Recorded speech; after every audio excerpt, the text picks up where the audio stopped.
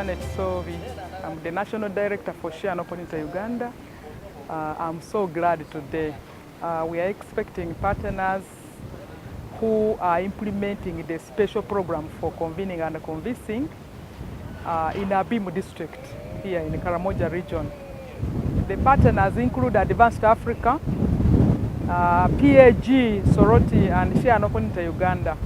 And I'm very glad that these farmers from Soroti, from Lira, and those of Abim have gathered here. The purpose of my coming here is to know, either to make my alarm to the officers, the authorities, to help us in exploitation which is taking place in Abim district at the moment. That's about prices and how to win the middlemen who are now giving us problems. Also to help us, if we can get means of casual visits, other networks and other places to improve our knowledge in agriculture.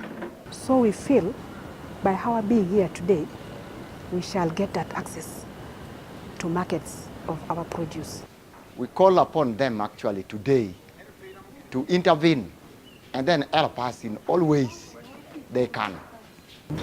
In this regional dialogue, I do expect regional players to come together and engage with the local farmers from the 3 regions to be able to come up with clear milestones on how they can be supported to be able to enhance better markets, to enhance access to seeds, and be able to produce better and access better prices so that they can be able to support their families. The objective of us meeting today is actually to facilitate these farmers to engage with you, to dialogue with you, the leaders.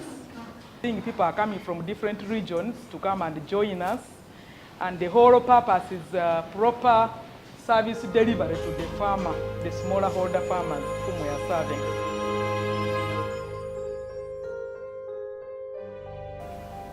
Practicing commercial agriculture would be of much help to this district.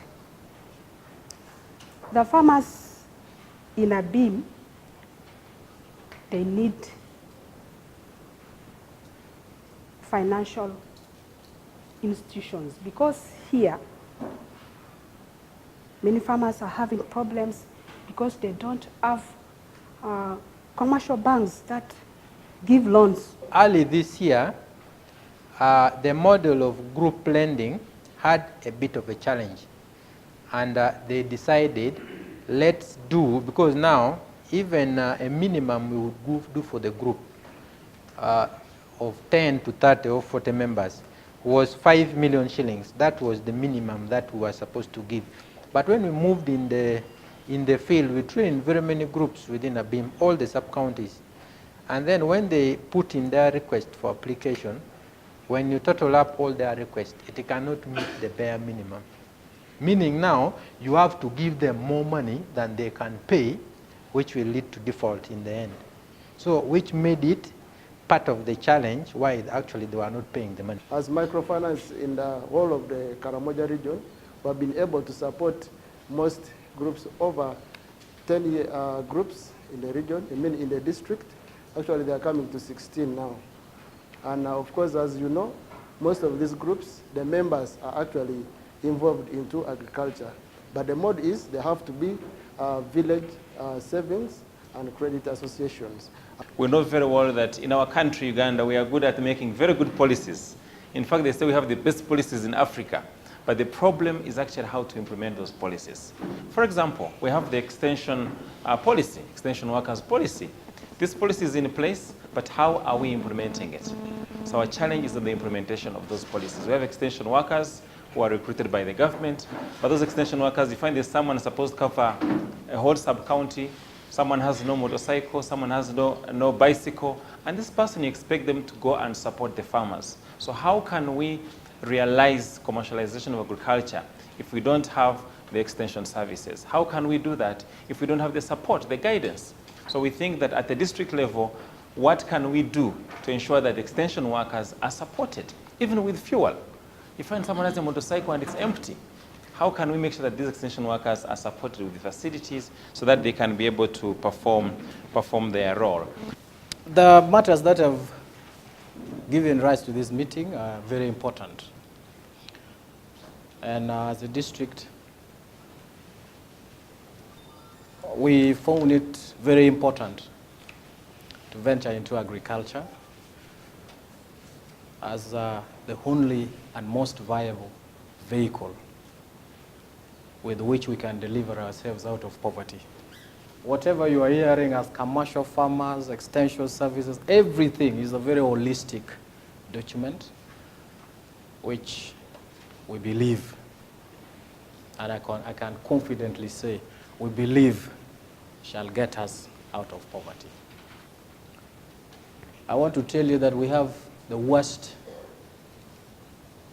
culture when it comes to repaying of obligations.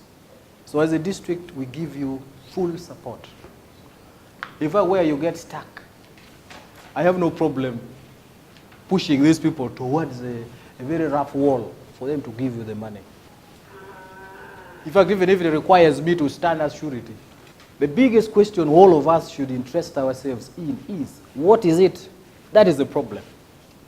It is now not money. It is not money. I want to thank you, share an opportunity. There are other partners, but some partners have brought us problems. They have created laziness, which share opportunity is not doing. We have two main problems. Number one is laziness. Number two is lack of guidance by us, the leadership. We are not doing our part fully by going to the people to tell them what should be happening and how they should, what they should be doing. The third one is corruption. Those are the three things that are causing us problems. Like the district chairperson said, money is not a problem.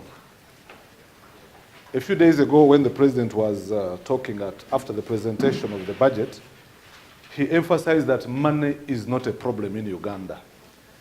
And I also want to say money is not a problem in Abim district. The problem are those three things. I want to take this opportunity to share an opportunity. This is one of the NGOs I'm very proud of. We are blessed as a district. We have very fertile land, very fertile. Actually, Abim is capable of being a food basket, not only for Karamoja, but the unfortunate thing is that while we are here, another one is busy selling what he could be using to do commercial agriculture. The other day, the president was telling us the problem we have is that 68% of Ugandans are doing subsistence agriculture. Even said it in the language, "Chiem onyo teach me each just to eat, and tomorrow you have nothing." The way to go now is to commercialize our agriculture. It is our hope that we all join our hands and take advantage of the goodwill of government, that we all now move towards commercialization of agriculture. But like I said, you cannot do commercial agriculture without a piece of land. We want farmers should be prepared. Like these seeds you're saying are being dried over mangoes, seedlings. Sometimes these things are brought even when you don't expect. They come like missed call. They just come. You don't expect, it has come. So I think one of the strategies we are going to lay as Parliament is to ensure farmers are warned in advance. Let a farmer be told that seeds are coming of this amount. Let the farmers be selected than just bringing seeds and dumping them somewhere. So we all said, now, if government wants to promote cassava growing, then all these cookies, this bakery product, bread, they should also make sure that not everything should be wheat. Because they are saying, experts are saying, in countries like Nigeria, you find in these bakeries and some percentage of what they use is high quality cassava flour. Then government should make sure that a certain portion of what we produce is used there. You restrict the importation. Assuming you're a commercial farmer, you grow 5 acres of cassava or 10. Will you eat it all? So your food security is sorted out. You need now the what? The money, the commercial bit of it. Now, if that commercial bit of it, nobody's going to buy, then you'll abandon growing cassava. So that is what we told government. We submitted in writing. Now people say, you told us to grow and you're not buying. So yes, that has been our problem. I think let us open up this economy through infrastructure development, road networks. The cost of doing business in this district, have we taken into account? What does it cost somebody from outside to come and pick cassava from here and go back with? The other thing, how about forming some associations that could be for linking the farmers here with the markets out there? So if we don't come up with transparent commissions that recruit these people fairly, free from corruption, corruption will not end today. So let's have transparent commissions. Let's have people who can perform. What we have been doing today, we are going to scrutinize and see what we may call management issues and then policy issues. For those that can be managed at this level, it's our hope that the district is going to take them up.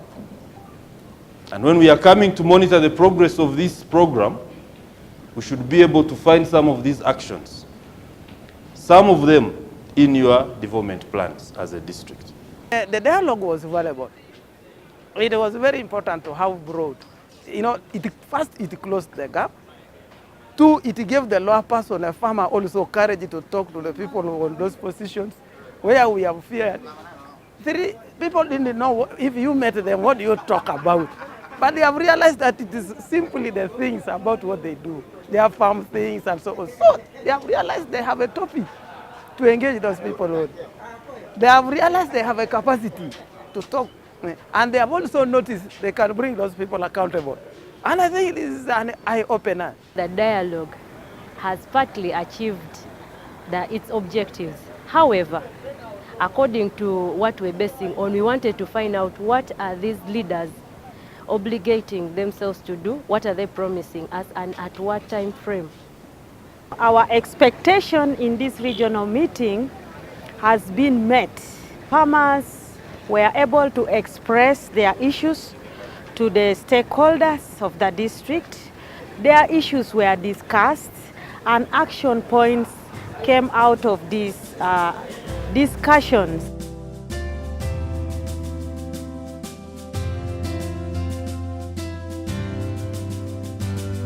Thank you, the leaders of the district, the chairperson, the RDC, the member of parliament. Thank you very much for giving it time to come to your people, for all the commitment that you said you will do for the people of Abim. Thank you, our partners, PHG, Soroti.